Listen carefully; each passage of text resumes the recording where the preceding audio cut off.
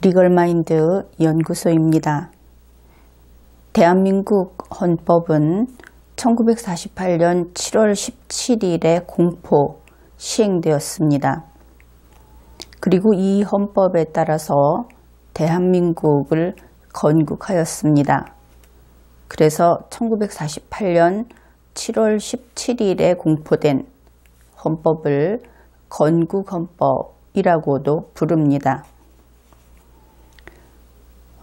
현행 우리 헌법 제11조 제1항 여기에서 다음과 같은 내용을 규정하고 있습니다. 현행 헌법은 건국헌법을 개정해온 그렇게 개정해온 헌법입니다. 그러면 개정해온 헌법과 건국헌법이 다를 수 있는가? 다를 수 없는 겁니다. 그러니까 글자가 좀 달라질 수는 있습니다. 그러나 헌법의 뼈대라고 하는 그 헌법에서 대한민국을 이렇게 건국한다고 했던 내용들은 고칠 수 없는 것이지요. 그것을 고쳤던 것은 당시의 힘으로 고쳐서 효력을 부여했지만 대한민국 헌정사가 계속 이어지는 한 그러한 폭력적인 행위는 다시 원위치로 돌아가게 될 겁니다. 그래서 우리는 건국헌법의 중심을 두고 건국헌법의 중심을 두고 개정된 헌법이 그 헌법의 틀 안에 포섭되는 것만큼만 효력을 인정할 수 있다 하는 것을 분명히 알아야 하겠습니다. 모든 국민은 법 앞에 평등하다. 이것이 헌법 제11조 제1항 앞부분에 나오는 내용입니다. 그러니 모든 국민은 법 앞에 평등한 것이지요. 대한민국에서 가장 강력하고 대한민국 최고의 법인 헌법이 이것을 보장하고 있기 때문입니다. 따라서 국민 여러분은 법 앞에 평등하다 하는 것을 당연히 보장받아야 합니다. 만일 현실이 국민 여러분을 평등하게 법 앞에 평등하게 대하지 않을 때에는 그 현실이 헌법에 위반된 것이지요. 여러분은 그것을 법으로 다툴 수 있습니다. 그런데 사람들은 대통령이라는 공무원을 마치 아직도 군주시대의 왕처럼 떠받들기도 하지요. 그렇다면 혹시 대통령은 모든 국민 가운데 가장 높은 인간이거나 혹은 강한 자인가 하는 질문을 할 수 있을 겁니다. 대답은 명백하게 아니다 라고 할 수 있겠습니다. 대통령이 무엇인가를 알고 나면 이렇게 간단명료하게 답할 수 있는 이유를 우리 5천만 국민이 다 받아들일 수 있게 될 겁니다. 대통령은 헌법과 법률에 따라 만들어진 국가조직, 실제로는 좀 더 구체적으로 이야기를 하면 정부 조직에 불과합니다. 대통령은 생명이 있는 인간이 아니고 대통령은 국민이 아닙니다. 대통령이 국민이 아니기 때문에 대통령이라는 그 지위가 그 조직이 움직일 때 그는 국민으로서 헌법상의 보호를 받지 못합니다. 그렇다면 현재 대통령의 명예를 훼손했다.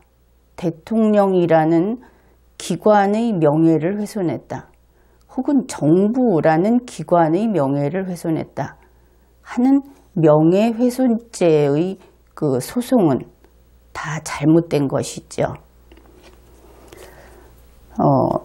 예를 들어서 이야기를 해보기로 합시다. 건담이라고 하는 애니메이션이 있습니다. 만화 영화입니다.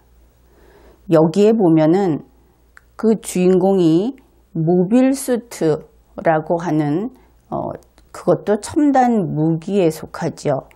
그 우주복처럼 우주인이 밖에 나가서 우주에 나가서 입는 우주복을 보았죠. 그렇게 온 몸을 완벽하게 감싸는, 그래서 옷이라기보다는 그 자체로 하나의 비행기나 탱크나 그와 같은 완전한 형태를 갖추고 있는 겁니다.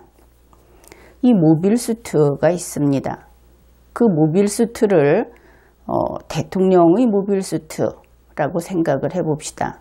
그러면 그 대통령의 모빌수트는 헌법과 법률이 대통령은 이것을 할 수 있다, 대통령은 이것을 해야 한다 하는 그 헌법과 법률 조항에 딱 맞을 때만 움직입니다. 그러한 모빌수트 속에 국민 A가 들어가는 것이죠. 그러면 이 국민 A, 선거에서 우리는 국민 A를 뽑아서 그 모빌수트를 입을 수 있게 해줍니다. 입는다기보다는 들어간다는 것이 더 정확할 겁니다. 그는 대통령 임기 동안에만 그 모빌수트 안에 들어갈 수 있습니다. 모빌수트는 헌법과 법률이 규정한 특별한 행위들, 특별한 일들을 할 수 있습니다. 그런 기능이 있죠. 그런데 특이한 것은 국민 A가 이 모빌수트, 대통령의 모빌수트 안에 들어가 있을 때 그는 자기 마음대로 움직일 수 없습니다. 마음대로 움직이려고 하면 모빌수트가 움직이지 않는 것이죠. 헌법과 법률이 제어하기 때문에. 이 모빌수트 안에 들어가 있는 동안 국민 A는 5천만 국민의 공통된 의사로서만 존재합니다. 이때 존재한다고 하는 것은 그 의사표시, 그 행위, 이런 것이 유효하게 힘을 쓸 수 있게 된다 하는 의미입니다. 그렇기 때문에 국민 A가 대통령의 모빌수트 안에 들어가 있을 때 혹시 그가 20만 명의 의사를 실현시키기 위해서 이 모빌수트 안에서 움직이면 안 됩니다. 1천만 명의 의사를 실현시키기 위해서 움직여도 역시 안 됩니다. 그리고 국민 A 자기 자신의 의사대로 움직이려고 해도 역시 안 되는 것이죠. 그런데 이 모빌수트 안에서 강제로, 왜냐하면 이 모빌수트는 헌법과 법률에 따라서만 움직이게 되어 있는데 그것을 강제로 20만 명이나 혹은 국민 A의 의사대로 움직이게 강제로 만드는 경우가 있습니다. 이렇게 하면 그 행위 자체로 유죄가 되는 것입니다. 그래서 그는 그러한 유죄로 처벌을 받든지 아니면 그러한 유죄인 행위를 했을 때 탄핵을 한 다음에 처벌을 하든지 이렇게 되는 것이죠. 모빌수트 안에 들어가 있는 국민 A가 이렇게 5천만의 공통의사에 따라서 헌법과 법률이 정해놓은 대로 움직이지 않고 다르게 움직이는 하나하나의 모든 행위를 독재라고 이야기를 합니다. 이러한 모빌수트는 우리 헌법주의 국가인 대한민국 안에서 여러 종류가 있습니다. 대통령의 모빌수트가 있고 국회의원의 모빌수트가 있고 법관의 모빌수트가 있습니다. 그리고 이 각각의 모빌수트는 헌법과 법률이 적용한 것만큼의 기능을 가지고 있습니다. 모든 국민은 법 앞에 평등하다 그랬습니다. 그렇다면 모든 국민은 이 대통령의 모빌수트를 입을 수 있을까? 그렇습니다. 모든 국민은 대통령의 모빌수트를 입을 수 있습니다. 그런데 물론 지금은 그 지지자가 많은, 그래서 오랫동안 계속 국민들 앞에 자신을 알리고 또 국회의원이라든지 장관이라든지 하는 것을 그런 공직에 있으면서 국민들에게 많이 알려진 사람이 더 선거에서 표를 많이 받지요. 그렇지 않은 원래 우리 헌법은 정당 추천 후보자가 아닌 경우에도 이 대통령 선거의 후보로 나올 수 있도록 되어 있지만 상당히 불리하지요. 그것이 왜 그럴까? 그것은 결국 법이 강제로 어떻게 할 수 있는 것이 아니고 국민들 자신이 지금 그런 국민이라는 것입니다. 유명인, 인기인이 나왔을 때 그에게 투표하는 국민이 우리 대한민국 국민인 것이죠. 그 사람을 설령 자기가 모르더라도 그 사람이 그동안에 연구해온 내용을 밝힌다든지 자신의 정견 발표를 한다든지 했을 때 그 내용을 보고 스스로 평가하고 자신 있게 투표할 수 있는 그런 국민들로 우리 대한민국 국민들이 성장한다면 그때는 어떤 정당을 등에 업고 나온다든지 또 돈을 많이 쓰는 선거라든지 인기인이 나온다든지 하는 것들이 그렇게 큰 경쟁력으로 평가되지 않는 그런 날이 오기도 할 겁니다. 그렇더라도 대통령의 모빌수트를 입는데 우리 헌법과 법률은 대단히 개방적입니다.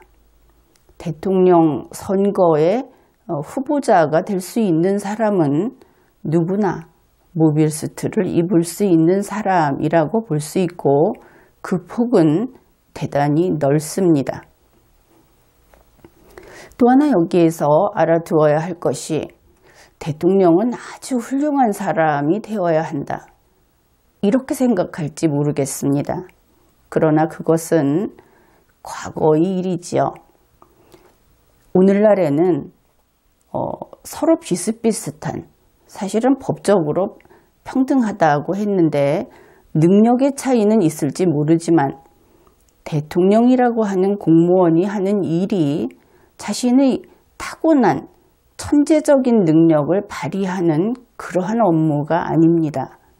대통령이라는 공무원은 일종의 아파트 관리인 같은 사람, 그런 행정 업무죠.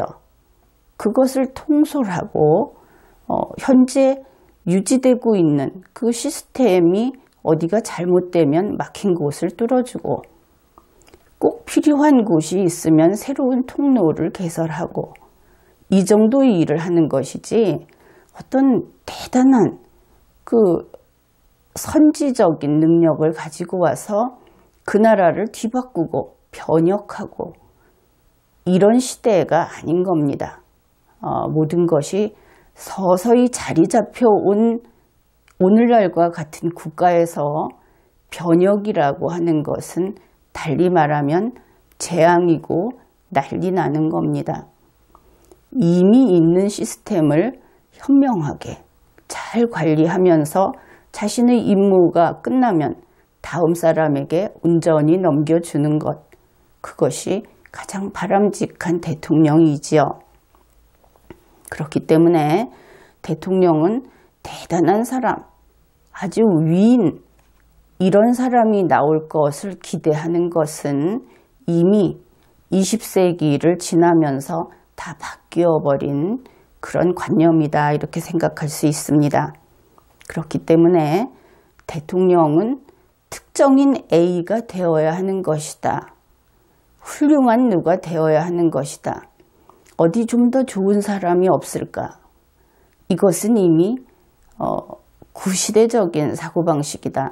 왜냐하면 대통령이라는 그 개인에게 이 나라 전체의 발전과 운명을 맡겨버린다는 그런 의식이기 때문에 이미 그런 이야기를 하는 국민은 주체성이 없는 국민이고, 바로 그런 주체성이 없는 국민을 다스리던 시대가 군주국가입니다. 그런데 국민들이 각자 우리 몫은 우리가 한다고 한 것이 바로 민주주의이죠. 그러면 대통령이라고 하는 공무원은 가장 훌륭한 누가 되어야 하는 것이 아니고 5천만 국민 가운데 누군가는 반드시 그 역할을 해야 하는 것이다. 이 점을 이제 분명히 알아두어야 하겠습니다. 어떤 면에서는 이런 사고방식의 전환이야말로 의식의 개혁이라고 할 수 있겠지요.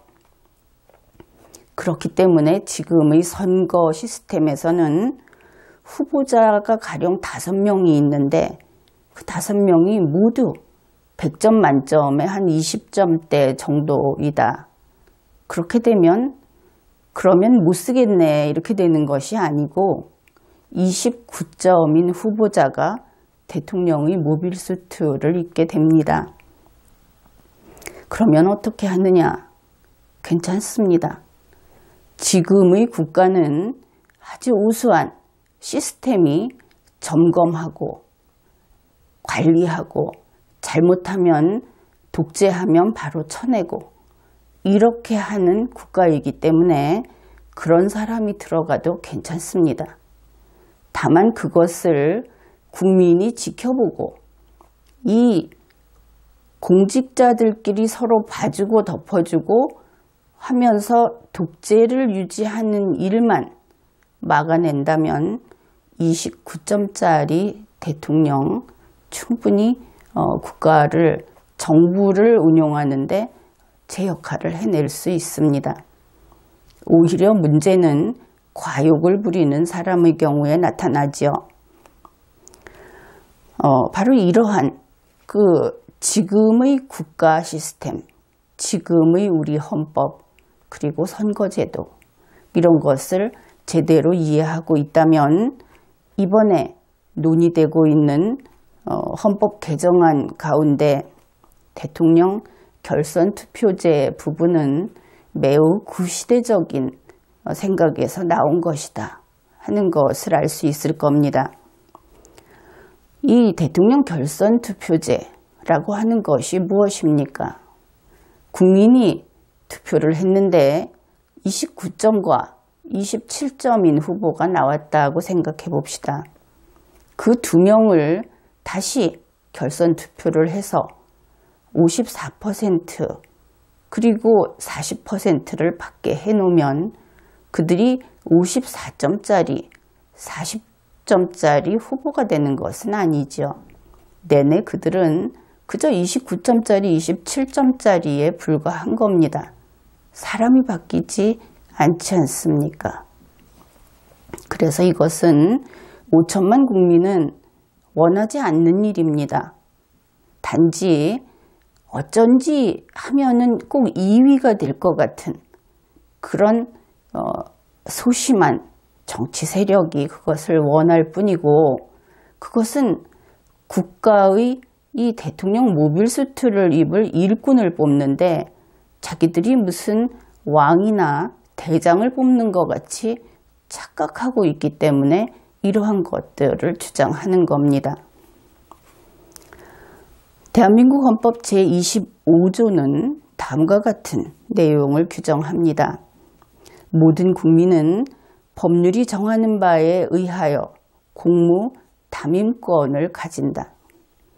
결국 국가의 모든 영역에서 공무원이 된다는 것은 공무 담임권을 수행하는, 스스로 손들고 지원해서 일꾼이 되는 겁니다. 여기에는 대통령도 포함이 되고 국회의원도 포함이 되고 일반 공무원들도 다 포함이 됩니다. 그렇다면 대통령이 자발적으로 대통령의 권한을 친한 사람들에게 대신 행사하도록 하는 것은 될까? 여기에 대해서 여러분들은 어떻게 답변을 하겠습니까? 당연히 안 된다고 하겠죠.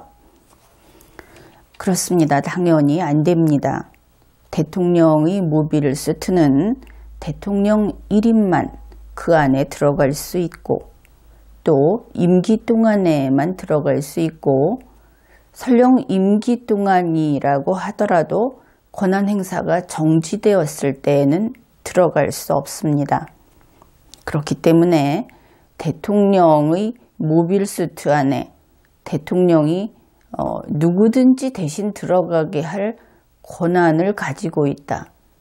이렇게 생각하면 완전히 왕노릇하는 겁니다. 예를 들어서 대통령 비서실장이 UAE의 특사로 가는 경우를 생각해 봅시다. 이때 비서실장은 당연히 대통령의 특사로 가겠죠. 그러나 그는 대통령은 아닙니다. 그렇기 때문에 대통령의 모빌 수트를 입고 가지 않습니다. 특사는 대통령의 말이나 글을 가지고 가는 심부름꾼에 불과합니다.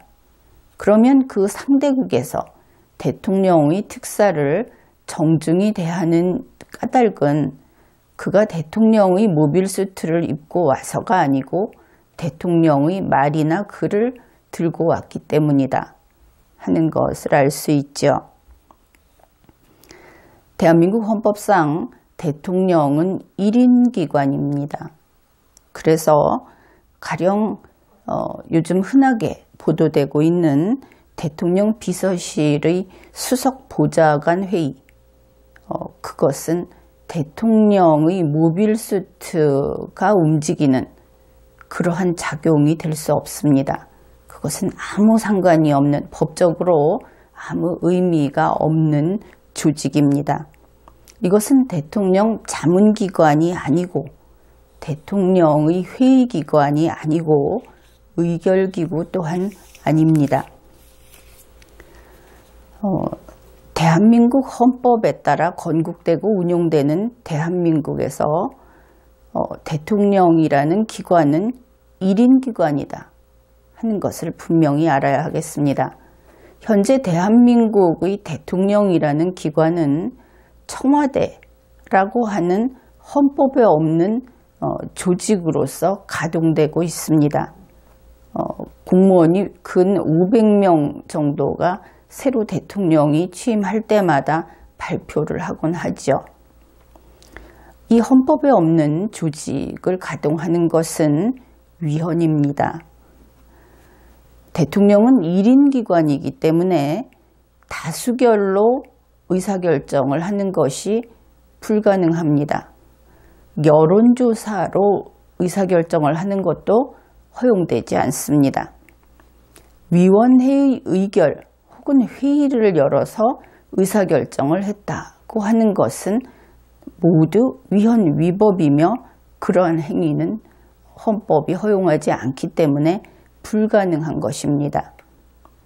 청와대에 500명의 공무원이 있다고 했습니다. 그런데 이 500명의 헌법에도 없는 공무원 500명을 가지고 운용을 하는 이 청와대라고 하는 대통령의 조직, 이것이 위헌이 되지 않으려면 500명 모두가 권한도 없고 의사표시 능력이 없고 한 이런 심부름 로봇으로 바뀌게 되면 그때에는 가능합니다. 다만 국민의 세금을 낭비한다 하는 면에서 책임을 묻게 되겠지요. 물론 대통령에게도 자문회의는 있을 수 있습니다. 그것은 헌법이 규정하고 있습니다. 헌법에 규정이 없는데 자기 마음대로 자문회의를 만드는 것, 이것 역시 탄핵사유입니다. 그것은 자신의 권한 확장이고 그리고 그 자체로 헌법을 위반하는 것이기 때문입니다. 우리 헌법 제90조에서 제93조까지 자문회의에 대해서 규정하고 있습니다. 제91조에서 규정한 국가안전보장회의 이외에 나머지 3개의 자문회의는 둘 수 있다로 규정되어 있습니다. 두어야 하는 것은 아니지요.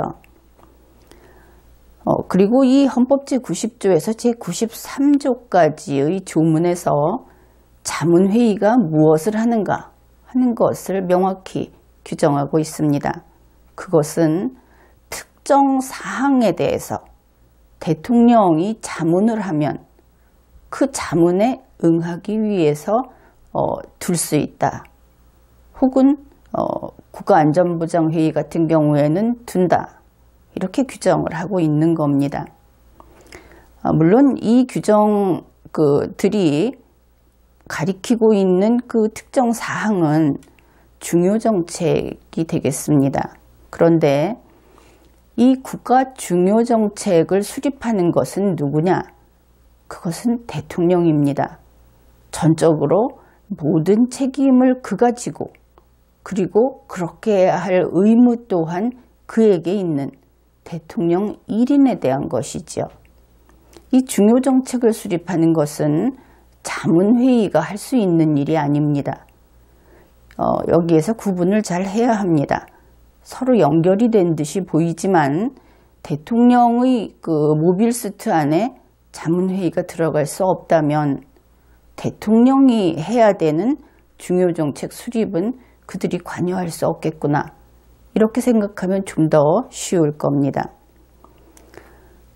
다시 말해서 이 자문회의는 중요정책에 대해서 자문하지 않습니다. 이때의 자문이라는 것은 건의, 제안이라고 생각을 해봅시다. 그래서 중요정책에 대해서 우리 자문회의는 이렇게 생각한다. 이렇게 할 수 없는 것이 헌법사항의 자문회의입니다. 다만 이러이러한 중요정책에 대해서 특정 사항, 이 부분에 대해서 이게 뭔가요? 하고 대통령이 물었을 때 그 자문에 응하는 것이다. 이런 뜻입니다.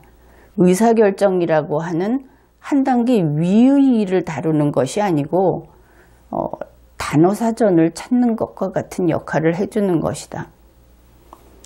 왜냐하면 대통령보다 자문회의에 있는 사람들이 더 낫지 않기 때문에 대통령이 권한 행사를 하는 것이지요. 그렇지 않다면 이런 식으로 자기가 하는 일을 전혀 모르고 있다.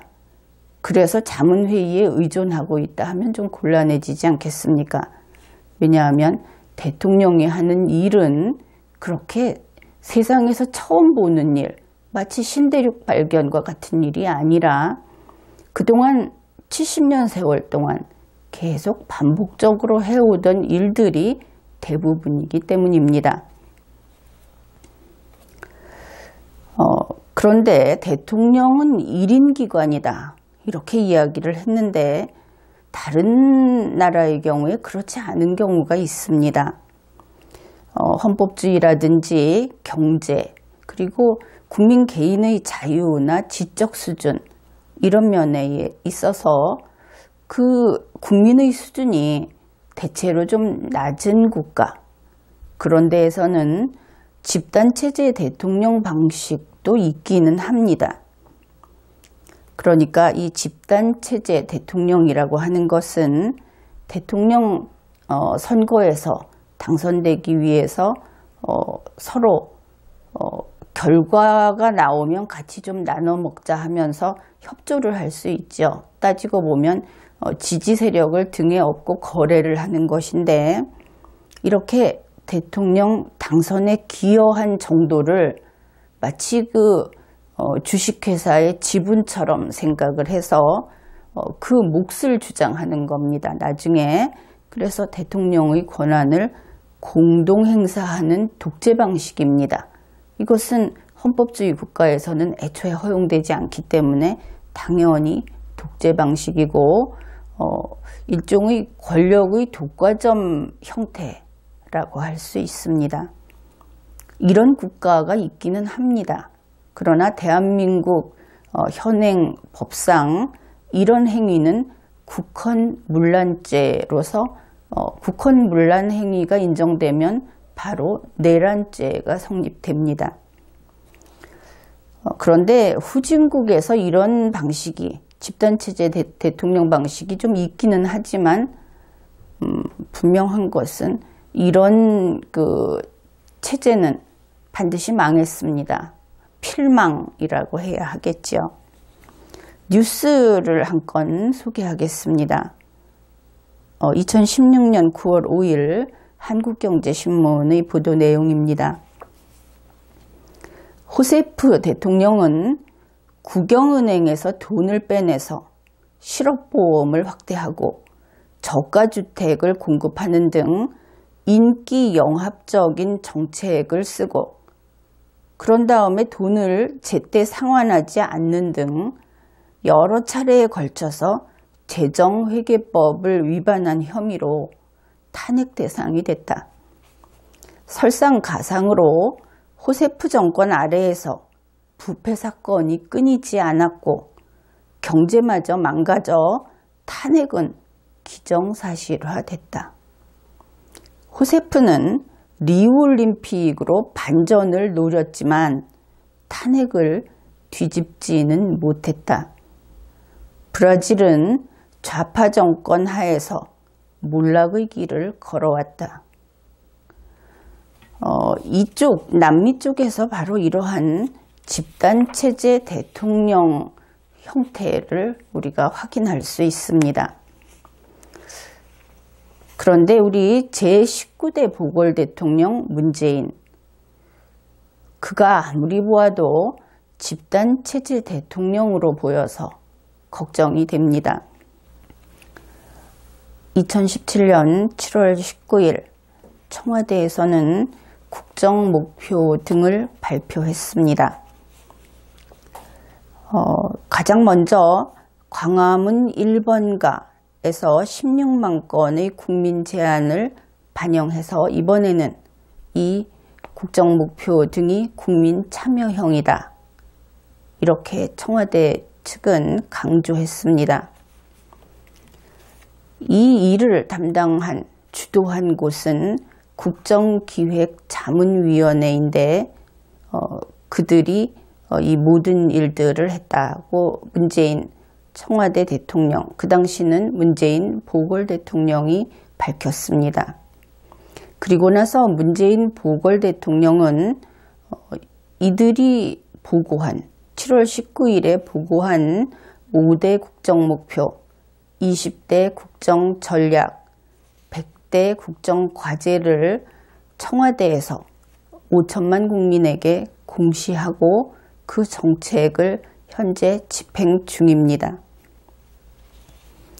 그러면 국민참여형 국민 제안을 반영했다고 했는데 누가 반영했습니까?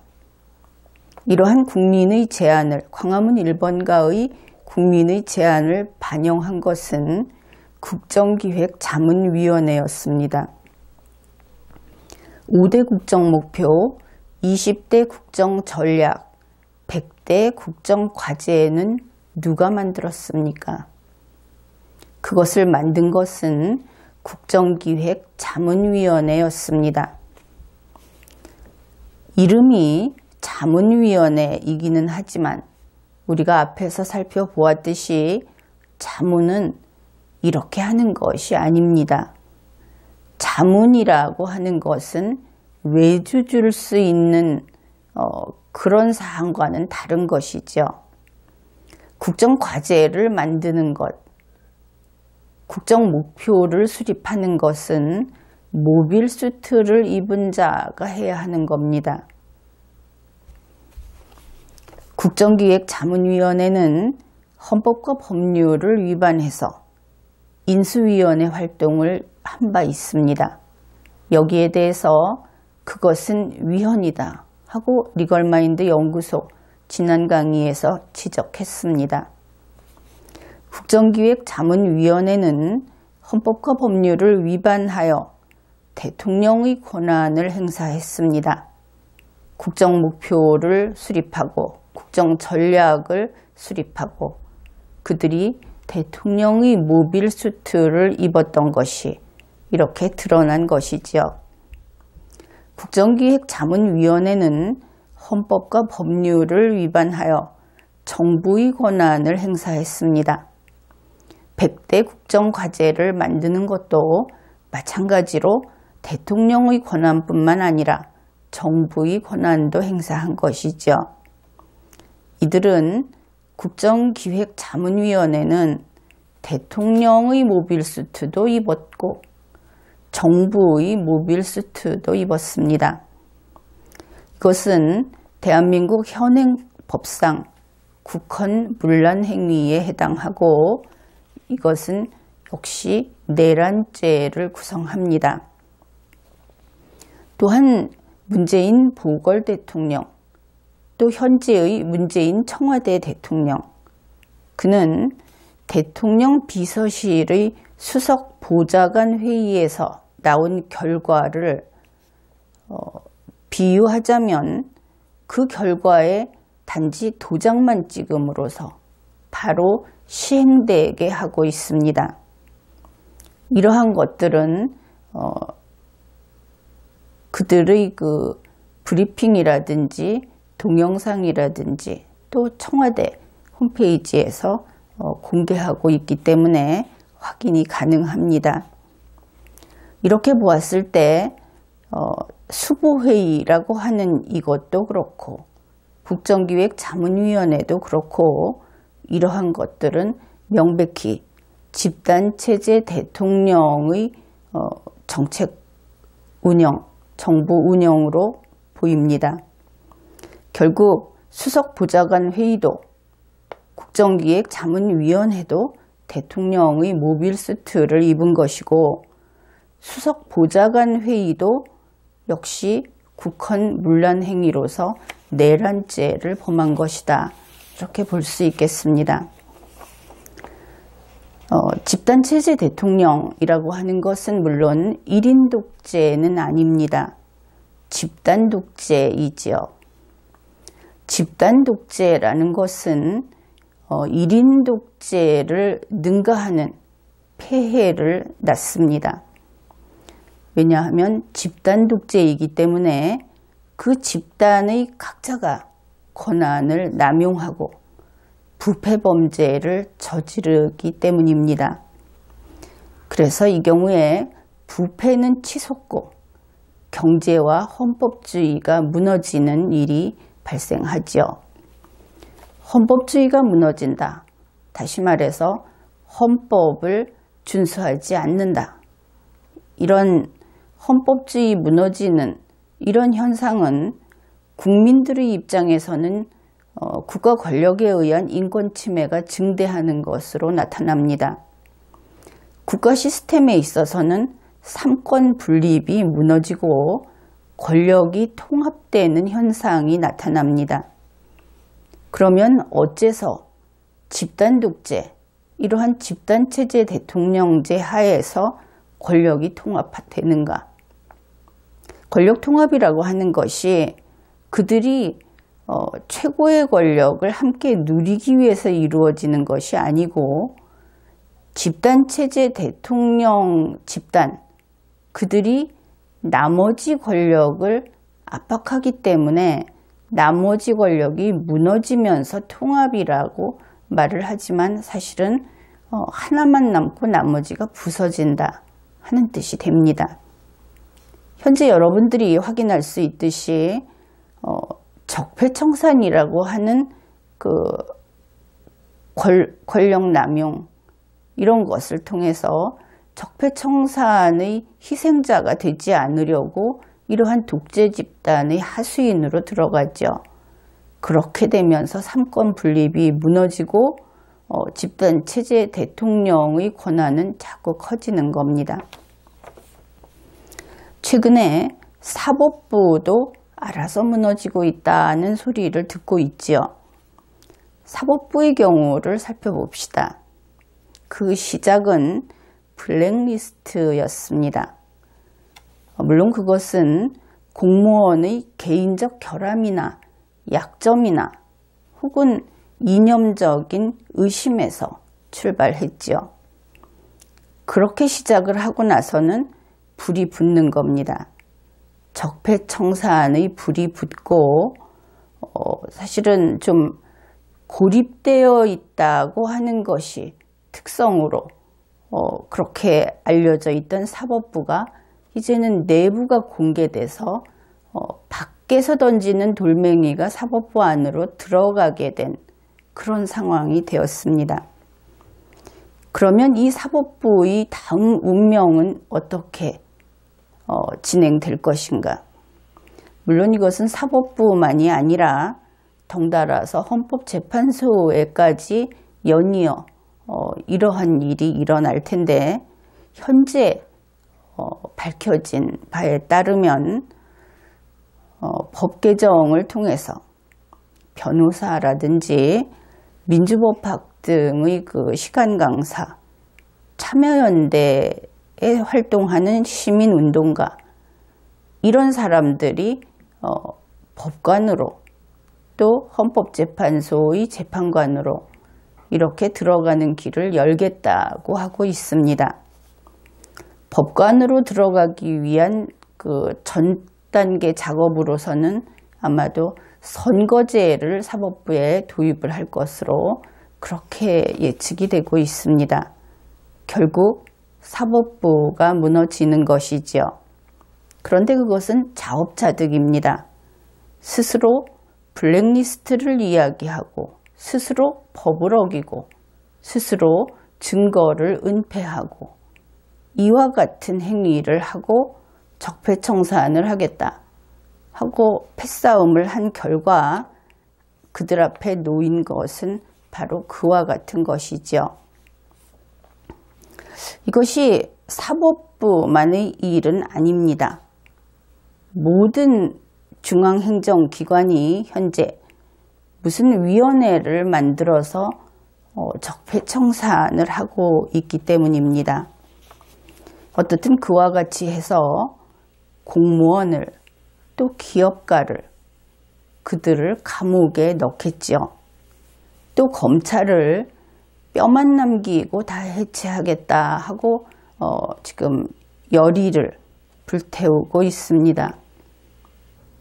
그 다음에 경찰을 자기들 사람으로 바꾸겠다고 합니다. 이 모든 일을 다 마치고 나면 그때 해야 할 일이 있습니다. 그것이 바로 국회 적폐청산입니다. 국회는 그러면 어떻게 적폐청산을 할 것인가? 거기에 대해서는 이미 명백한 청사진을 발표했죠. 다름 아닌 지방분권입니다. 그리고 현재 벌써 한참 전부터 준비가 된 지방자치단체로 구성이 된 제2국무회의입니다. 바로 이것들이 헌법 개정을 통해서 구체적으로 모습을 드러낼 것이고 그것이 바로 국회를 해체할 동력입니다. 이 집단체제 대통령이 국회를 적폐청산하게 되면 완벽하게 아주 강력한 집단 독재를 할 수 있게 되죠. 국회 적폐청산은 그러면 어떻게 이루어질 것인가? 대체로 이 경우에 철저히 혈통주의를 따른다고 합니다. 집단체제 대통령 집단의 순혈주의를 따르는 것이죠. 자기들의 정치적 신조, 자기들의 협동체가 아닌 나머지를 모조리 적대 세력으로 몰아서 처단해야 하는 것이고 그 잔당들을 하나도 남기지 않아야 성공한 것이다. 이론상 이렇게 알려져 있습니다. 그런데 이러한 집단체제 대통령 독재는 앞에서도 이야기했듯이 필망합니다. 그렇지만 문제가 있습니다. 대한민국이 어느 정도까지 부서지고 무너진 다음에 이들이 망할 것인가?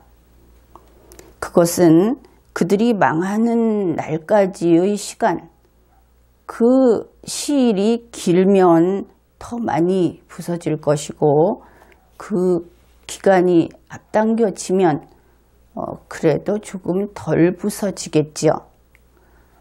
그래서 집단체제 대통령제라는 것은 현행법상 내란죄를 구성하고 그리고 헌법에 위반되는 것이며 대한민국을 멸망의 길로 몰아가는 것이다 하는 이야기를 했습니다. 이번 회에는 여기까지 하겠습니다.